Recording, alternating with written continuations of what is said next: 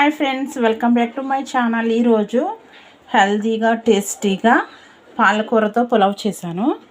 చాలా అంటే చాలా బాగా వచ్చింది. నెయ్యి గంట వేసానేమో చాలా స్మెల్ అయితే చాలా బాగుంది. టేస్ట్ కూడా అదిరిపోయింది. చూసారా ఎంత బాగుందో.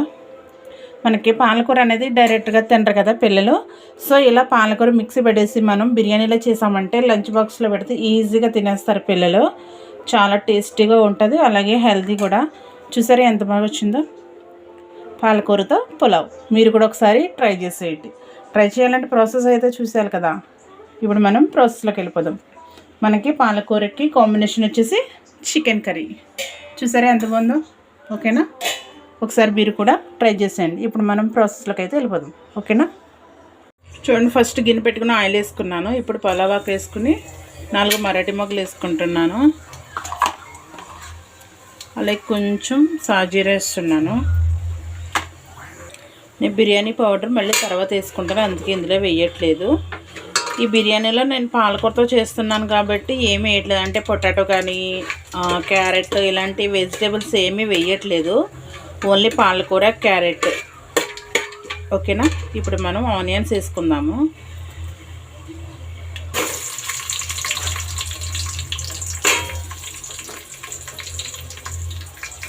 ఆనియన్స్ వేసుకుని మగ్గించుకుందాము. చూడండి, ఆనియన్స్ మనకు మగ్గుతున్నాయి కదా. ఇప్పుడు ఒక పెద్ద టమాటా తీసుకున్నాను నేను. ఒక 5 పచ్చిమిర్చి చీల్చుకుని వేసుకుంటున్నాను. ఇవి కూడా బాగా వేపుకుందాము. అంతేనండి, ఇంకేం వేయట్లేదు. కొంచెం అల్లం వెల్లుల్లి పేస్ట్ వేస్తాను అంతే. పాలకూర బిర్యానీ అనేది సింపుల్గా చేసుకుంటే బాగుంటుంది. అందులో వెజిటేబుల్స్ కంటన్నీ వేసుకుంటే మళ్ళీ వేరే టేస్ట్ వస్తుంది. సో నేను ఇంకేం వేయట్లేదు. ఇప్పుడు ఇవి మగ్గిన తర్వాత అల్లం వెల్లుల్లి, మనకు ఆనియన్స్ మగ్గే లోపల ఈ పాలకూర నేను 3 కట్టలు తీసుకున్నాను. 2 గ్లాసుల బియ్యానికి 3 కట్టలు తీసుకున్నాను. బాగా పెద్దవి లేవు, మీడియం అని కూడా చెప్పలేను, కానీ కొంచెం చిన్నవి ఉన్నాయి, అందుకే 3 కట్టలు తీసుకున్నాను. ఇప్పుడు ఇది మనం ఇందులో కొంచెం కొత్తిమీర వేసుకుని మిక్సీ పట్టేసుకుందాం. ఓకేనా, చూడండి. ఇప్పుడు అల్లం వెల్లుల్లి పేస్ట్ వేసుకుందాం 1 స్పూన్. మనం 2 స్పూన్లు బియ్యం కాబట్టి ఫుల్ స్పూన్ అల్లం వెల్లుల్లి పేస్ట్ వేసుకుంటే సరిపోదు మనకి.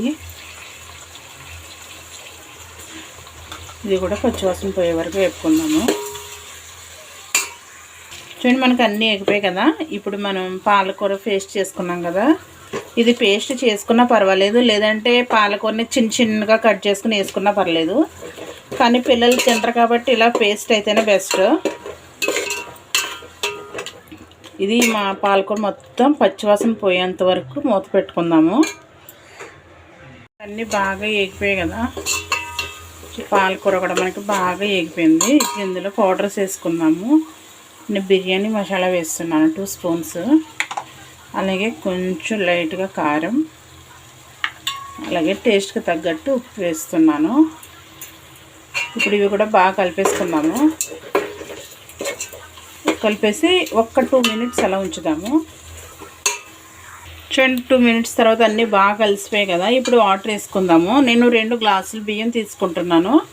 సో 2 గ్లాసుల బియ్యానికి 3 గ్లాసులన్నర వాటర్ వేస్తున్నాను.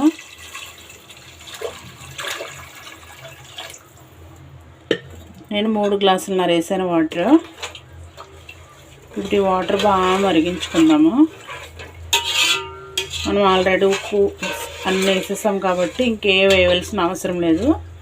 ఈ వాటర్ మరిగిన తర్వాత రైస్ వేసుకుందాం. ఓకేనా, చూడండి, మనకు వాటర్ బాగా మరుగుతుంది. చూసారా, పాలకూర వేసాం కాబట్టి కలర్ ఎలాగుందో. ఇప్పుడు బియ్యం వేసేసుకుందాము. బియ్యం వేసేసుకుని ఒకసారి బాగా కలిపేసుకుందాము. బాగా కలిపేసుకుని మనం మూత పెట్టేసుకుంటే ఒక 15 నుంచి 20 నిమిషాల్లో మనకి బిర్యానీ అనేది రెడీ అయిపోతుంది. ఓకేనా, మూత పెట్టేసుకుందాము.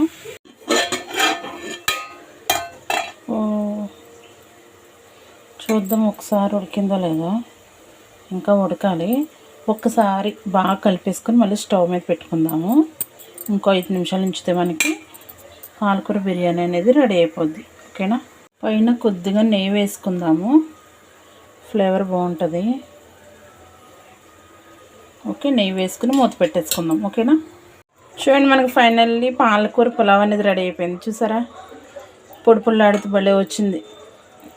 మనకి పెళ్ళిలో డైరెక్ట్గా పాలకూర ఫ్రై కానీ పప్పులు వేసినా తినరు కదా. సో ఇలా మనకి పాలకూర అనేది మిక్సీ పెట్టేసి ఇలా బిర్యానీలో చేసేస్తే లంచ్ బాక్స్లో పెట్టుకోవడానికి కూడా చాలా ఈజీ అయిపోద్ది. మార్నింగ్ టైం చేసుకోవడానికి లంచ్ బాక్స్లో కూడా చాలా ఈజీగా ఉంటుంది, చాలా టేస్టీ కూడా. ఓకేనా, చూసారు కదా ఎంత సింపుల్గా అయిపోయిందో ప్రాసెస్.